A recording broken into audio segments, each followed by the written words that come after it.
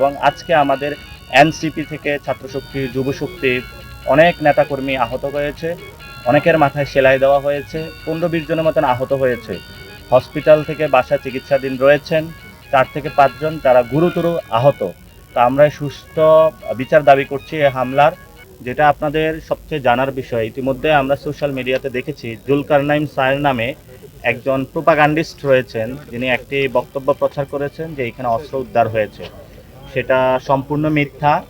এটা আপনাদের এই যে একটা স্টিক ছিল, এই স্টিকটা হলো তারা নিয়ে এসেছে আমাদেরকে মারার জন্য। আমাদের একজন হলো তাদের থেকে এটা উদ্ধার করেছে এবং এটা উদ্ধার করে এটা বর্তমানে আমাদের হেফাজতে রয়েছে। আমরা এটা পুলিশের কাছে সমর্পণ করব এবং আমরা বর্তমানে থানায় রয়েছি। থানার মধ্যে হলো আমরা এজাহারপত্র যেটা সেটা রেডি করেছি। আমাদের একটু পরে এফআইআর হবে, এফআইআর এর নাম্বার নিয়ে তারপর আমরা বিক্ষোভ মিছিলে যাব।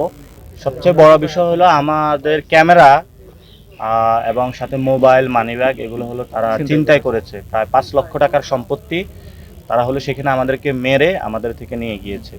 Spanish digital print tiles, ATI tiles, এক টাইলসে জীবন পার।